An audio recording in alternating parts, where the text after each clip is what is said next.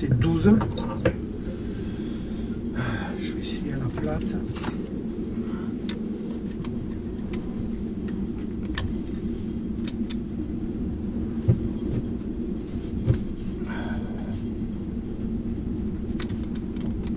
Alors, toujours les bougies de préchauffage, on évite de les faire à froid, toujours à chaud. Hein.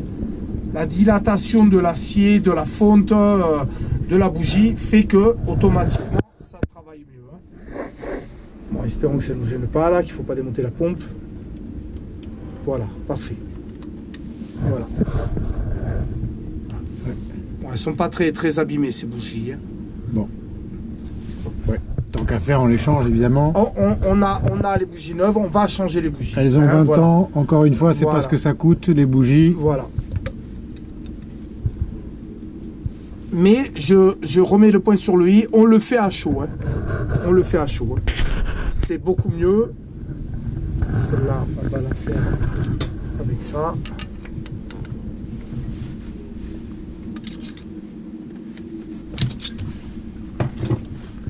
Alors là, la difficulté pour quelqu'un qui ne sait pas faire, c'est que si on n'a pas idée de la force qu'il faut y mettre, le risque, c'est de casser la bougie dans le carter. Tout à fait. Et alors ça, c'est une galère. On le voit la dilatation. On voit que c'est humide. On voit que c'est humide. D'accord. Ça, c'est tous les restes de gasoil quand on purge, quand on fait des entretiens, ou le dégrippant qu'on a mis sur son moteur pour faire une protection. Ça rentre dans les filetages. Quand c'est froid, et en plus avec le froid, ça colle à la bougie. Et on risque d'abîmer. Là, on touche bien la bougie, on voit que c'est chaud, c'est bien chaud. Automatiquement, ça dilate et automatiquement, on peut, sans abîmer quoi que ce soit, arriver à enlever la bougie. Maintenant, à partir de là, il y a une force normale de serrage, tout à fait normale. C'est pas très dur, c'est pas comme un boulon de roue. Hein, si c'est trop dur, il vaut mieux faire chauffer le moteur un peu plus, attendre, s'y reprendre. Voilà. Ouais. Là, on met du dégrippant, on fait chauffer, on la laisse tranquille. Le lendemain, on fait la même opération et on insiste un peu. Si ça vient pas, là, il faudra quand même c'est ça. voir un peu plus au-delà. Hein. Alors là, on va démonter l'alimentation du carburant. On va fermer le carburant. Voilà. Donc c'est un Volvo MD2030 classique sur ce genre de voilier. Donc c'est un 3 cylindres. Il y a donc 3 bougies de préchauffage, dont une, celle de devant, qui semble galère à enlever parce qu'évidemment derrière il y a quelque chose qui coince. Il y a l'alimentation et le retour de carburant de la pompe à injection. Là, il faut vraiment que vous mettiez. Vous avez quelques outils ou pas? Oui. Parce que je suis en panne d'outils là. J'ai tout sur un autre bateau en fait. J'aurais pas dû venir là, mais c'est pas grave. Il me faudrait une 13 ou une 14 plate. Alors 13 ou 14 plates. Je dirais 14.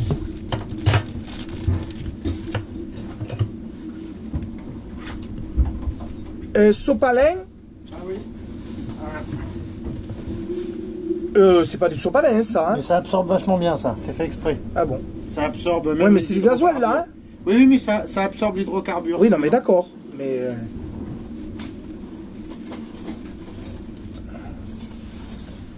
après le chiffon il est mort. Hein. Oui. Alors une 13 plate. Alors on va essayer. Et c'est bien du 14. Hein. Une 14, je la cherche. Et si vous n'avez pas une petite clé à molette, peut-être.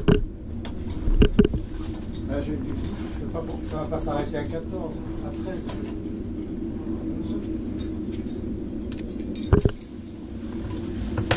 13. Une 15. Non, je cherche.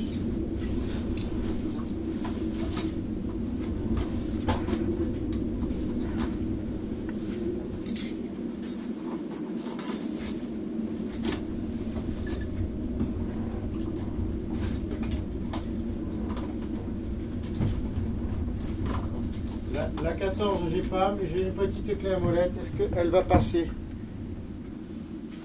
Ça devrait aller. Pourquoi j'ai pas la 14? Parce que c'est pas souvent les 14. Hein.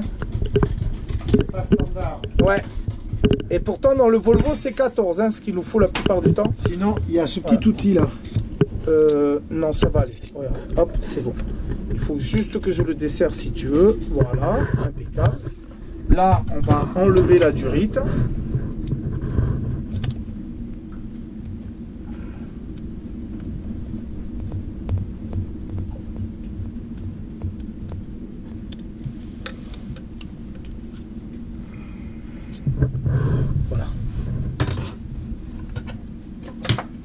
Là, on devrait passer. Ok, on va essayer de passer avec celle-là pour avoir toujours pareil hein, sur les écrous de moteur. On essaye d'écrou moteur ou peu importe. Sur le plat, ça va bien pour pouvoir desserrer. Quand on a desserré la pièce avec la plate, on arrive à bouger l'écrou. Mais la plupart du temps, si on peut avoir vraiment une clé à pipe ou alors une clé à œil qui prenne entièrement l'écrou, ça c'est beaucoup mieux. Parce qu'on a une force à 100% sur l'écrou. Que sur la plate, on n'a que 2 bords. Et on est dans l'axe quoi. Et on est dans l'axe. Voilà, ça vient, vous avez vu la force, hein, pas trop. Voilà.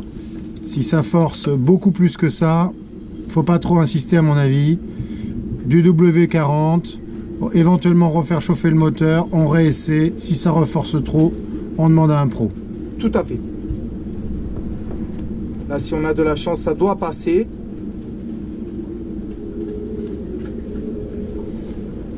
C'est un bateau qui est de 2003, donc les bougies de préchauffage n'ont jamais été changées.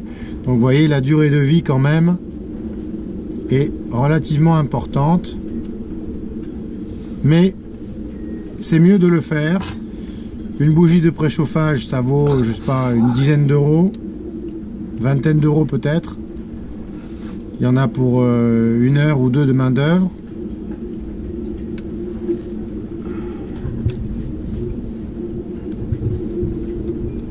C'est toujours mieux que de ne pas pouvoir démarrer son moteur. Voilà. Et puis hop, un petit astuce de pro pour la durite, vous avez vu.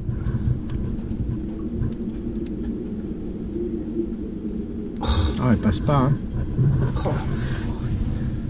Bon, pour les ingénieurs en mécanique, merci de penser qu'il faut changer les bougies de préchauffage. Veuillez placer la pompe ailleurs.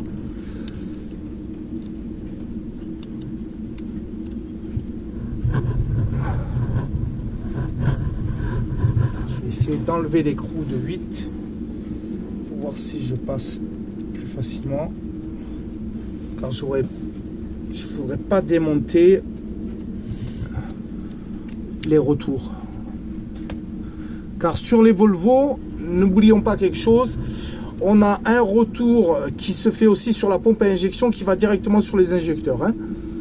La plupart du temps on a les injecteurs qui partent directement en retour en réservoir. Là, on a quand même un retour sur la pompe à injection, plus les injecteurs qui vont au réservoir par la durite.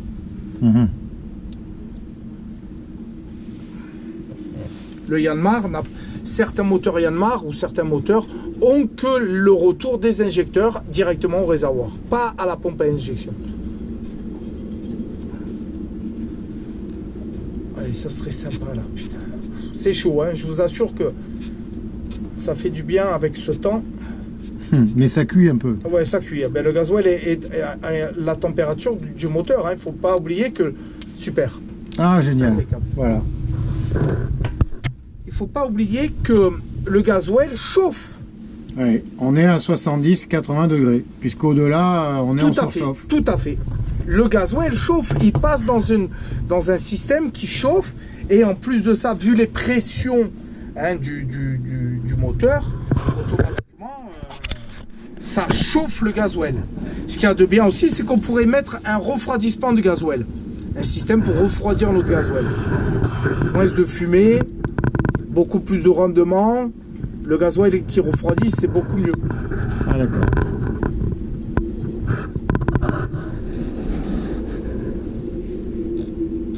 Là, on a gagné du temps grâce en enlevant ce petit vis de 8.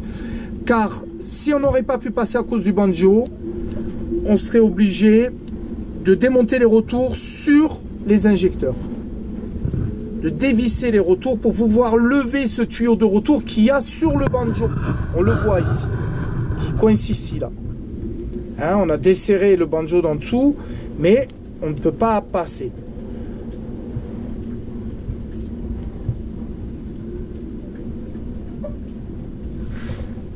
Alors, le serrage, pareil.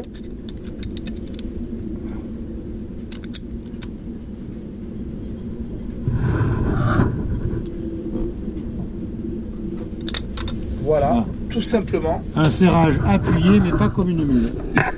Ça ne sert à rien, c'est fait pour avoir l'étanchéité du bloc moteur. On peut avoir une fuite d'échappement à partir de là, hein. On se mette bien d'accord, hein. On est dans un cylindre. Dans le cylindre, on peut avoir une prise d'air et une fuite d'échappement.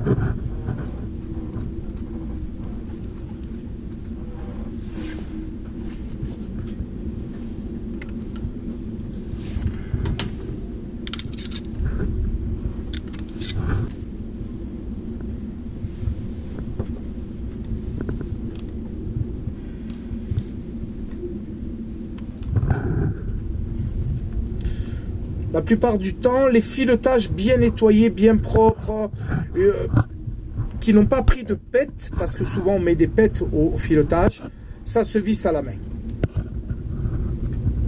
Quelque chose comme les bougies de préchauffage dans un bloc moteur qui se visse un tout petit peu à la main, et qu'après c'est difficile à pouvoir visser la bougie de quelques filetages, hein, à peine, c'est qu'on a un problème quelque part. Et là, on ne force pas. On regarde ce qui se passe, parce que sinon, on peut mettre la bougie de travers et là, abîmer le filetage de la culasse, et on serait obligé de déculasser pour pouvoir refaire le filetage. Ah oui.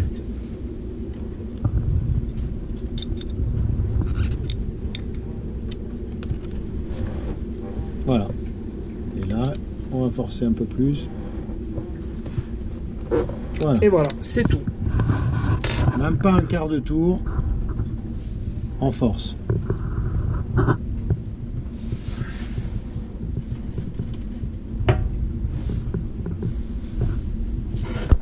On va monter la barrette d'alimentation.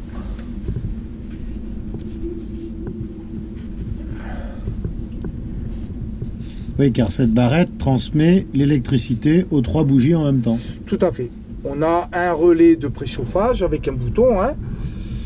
Ce relais donne un temps de chauffe aux bougies, hein. Pas Non. tous les moteurs. On peut alimenter les bougies en préchauffage en direct, ce qui n'est pas bon.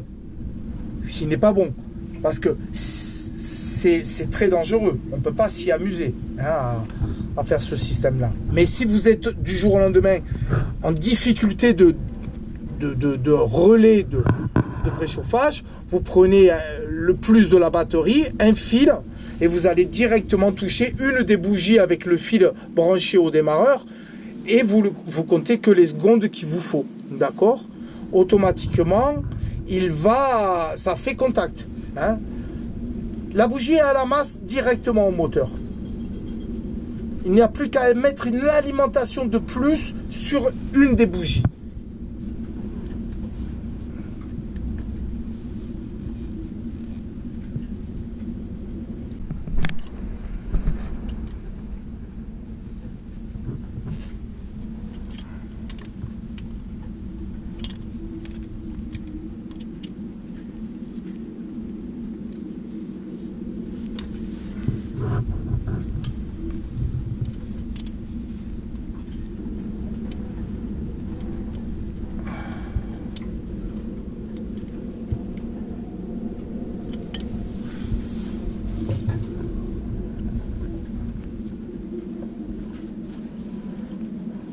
La durée d'alimentation.